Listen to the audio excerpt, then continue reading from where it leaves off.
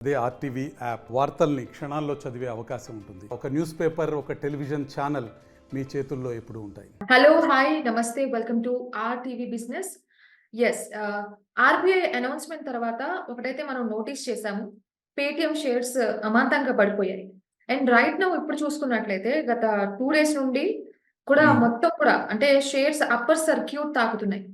So అంటే ఈ drastic change అనేది చాలా వరకు కూడా అందరిని షాక్‌కి గురి చేస్తుంది.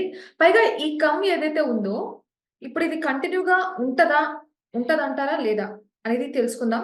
ఇవాల్టి ఇంటర్వ్యూలో ప్రస్తుతం మనతో పాటు ఉన్నారు అనిల్ కుమార్ గారు. యాహ్! సో అనిల్ కుమార్ గారు, ఈ అనేది ఉంటదంటారా? ఓకే. థాంక్ యూ అండి. Thank you for reaching out. ఏంటంటే first thing we should understand ఏంటంటే Paytm payment bank up to 28థ్ 29థ్ ఈ మంత్ ఎండ్ వరకి ఫస్ట్ పర్మిషన్ ఆర్‌బీఐ ఇచ్చింది. బట్ ఆ తర్వాత ఒక 15 డేస్ ఎక్స్‌టెండ్ చేసిందనమాట. మార్చ్ 15థ్ వరకి to rectify their mistake. That is one major thing. So, 15 రోజులు ఎక్స్‌ట్రా టైం దొరికింది పీపీబీఎల్‌కి. అది డిపాజిట్స్ కోసం గానీ, క్రెడిట్ ట్రాన్సాక్షన్స్ గానీ, టాపప్స్ గానీ అవన్నీ కూడా ఇంకొక 15 డేస్ టైం ఇచ్చారు. దీనివల్ల ఇదొకటి. సో, ఇంకొకటేంటంటే ఇంపార్టెంట్ థింగ్ ఏం చేసిందంటే పేటీఎం ఈ టైంలో యాక్సిస్ బ్యాంక్‌తో టై అప్ తీసుకుంది. ఓకే. యాక్సిస్ బ్యాంక్‌తో టై అప్ అంటే ఏంటంటే, ఇప్పుడు ఎవరైతే పేటీఎం క్యూఆర్ కోడ్ మెషిన్స్ వాడుతున్నారో, సౌండ్ బాక్సెస్ వాడుతున్నారో వాళ్ళందరికీ they can get the facility. అంటే యాక్సిస్ బ్యాంక్‌తో టై అప్ వల్ల యాక్సిస్ బ్యాంక్‌లో క్రియేట్ అవుతాయి డబ్బులు.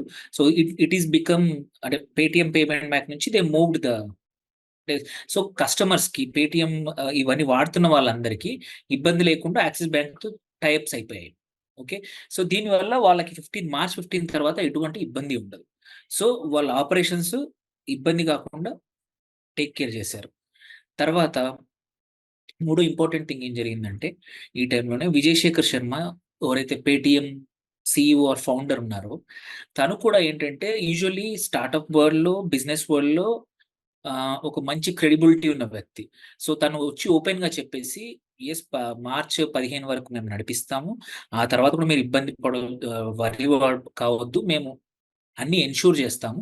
ఆల్రెడీ యాక్సిస్ బ్యాంక్‌తో సీమ్‌లెస్‌గా టై అప్ చేశాము. సో, మళ్ళీ విల్ కమ్ బ్యాక్ స్ట్రాంగ్ అని తను కూడా రీఅష్యూరెన్స్ ఇచ్చాడు ఒకటి. ఓకే. అదొక యూజువల్లీ ఏమవుద్దంటే ఎప్పుడైనా సరే ఒక కంపెనీ సీఈఓ గాని, ఫౌండర్ గాని వచ్చేసి మేము అన్నీ వి అండర్‌స్టాండ్ ద సిట్యుయేషన్ మేము చేస్తున్నామంటే జనరల్‌గా ఇట్స్ ఎ పాజిటివ్‌గా తీసుకుంటుంది మార్కెట్స్ కానీ. అండ్ థర్డ్ వచ్చేసి ఇంకొకటి ఏమైందంటే బెర్న్‌స్టైన్ అనేది one of the credit rating firm are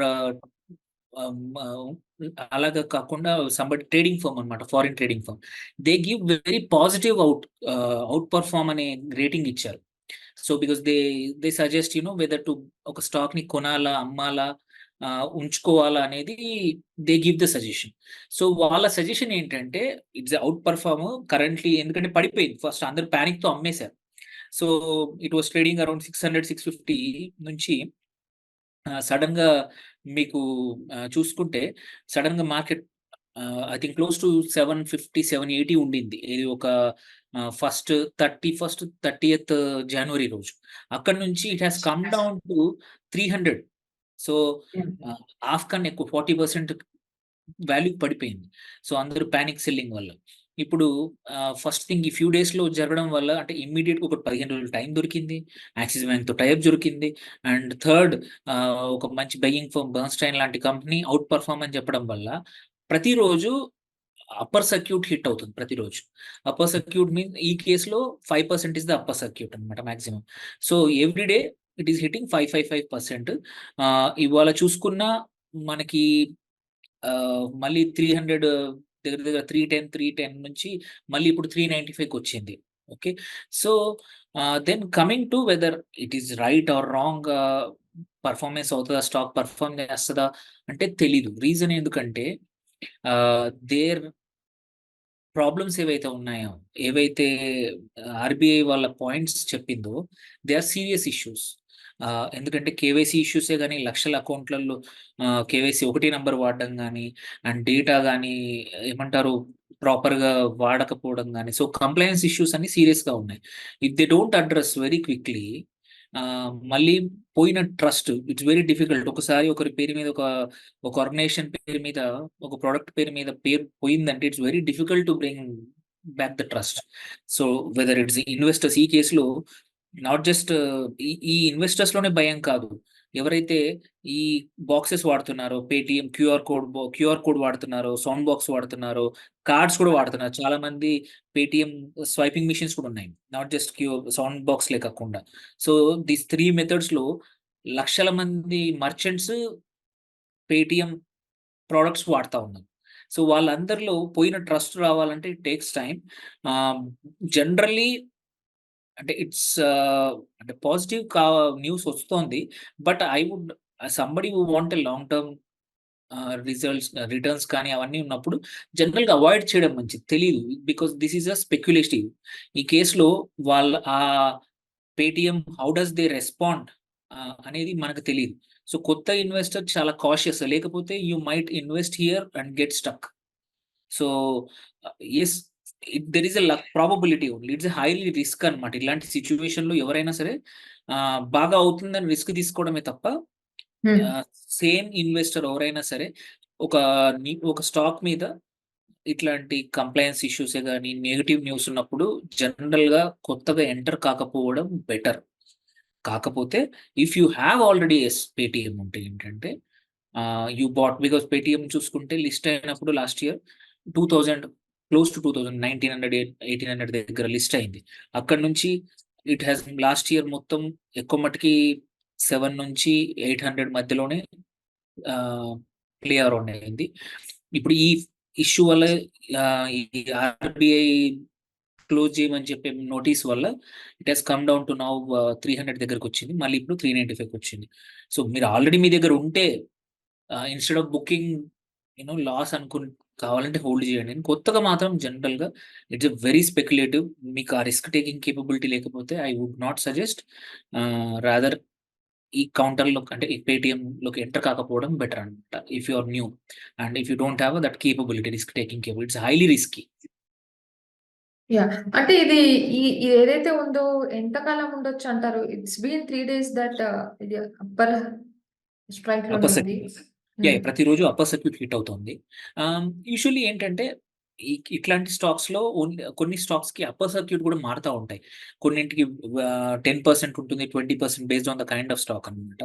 దీంట్లో ఓన్లీ 5% కాబట్టి జనాలు ఏమవుతుందంటే జనరల్ గా మార్కెట్ లో సెంటిమెంట్ ఎలా ఉంటదంటే ఇట్లాంటి అరే పడిపోయింది కదా, ఇంత పడిపోయాక మళ్ళీ ఎందుకు వస్తుంది అని జనాలు కొంటా పోతా ఉన్నాం.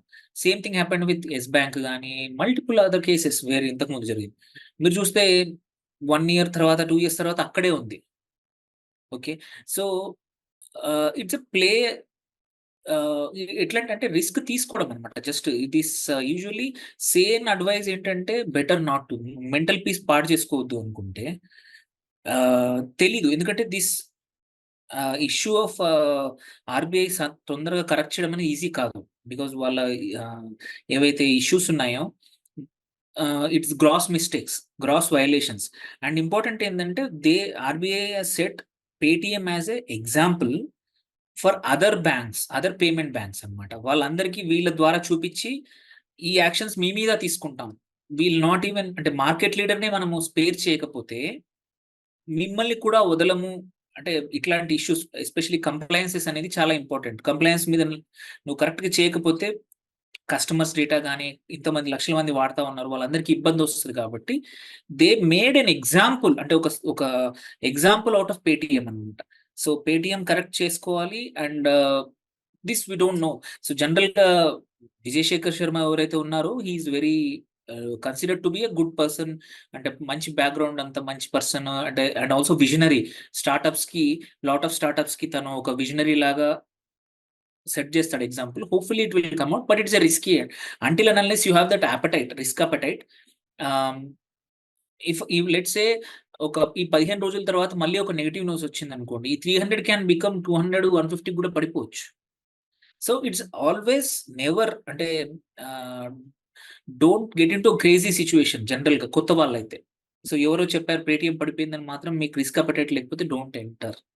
ఇఫ్ యూ ఆల్రెడీ ఇన్వెస్టెడ్, మీ పోర్ట్‌ఫోలియోలో ఒక 5% నేను పెట్టుకుంటాను. ఎఫెక్ట్ అయినా పర్లేదు నాకు అనుకుంటే మాత్రం ఎంటర్ అవ్వండి. సో, జనరల్లీ స్పెక్యులేటివ్ ఇట్లాంటి రెగ్యులేటివ్ ఇష్యూస్ కానీ, ఇట్లాంటి ప్రాబ్లమ్స్ ఉన్న issues, stocks which are in media for wrong రీజన్స్‌లో బెటర్ అవాయిడ్. యెస్ అండి. Thank you so much for your time అండి అనిల్ గారు. థాంక్ యూ అండి. Very valuable information. Thanks a lot అండి. మరిన్ని వీడియోస్ కోసం ఛానల్ ని సబ్స్క్రైబ్ చేయండి. లేటెస్ట్ అప్డేట్స్ కోసం వాట్సాప్ ఛానల్ ని ఫాలో చేయండి. అండ్ లింక్ డిస్క్రిప్షన్ లో ఉంది.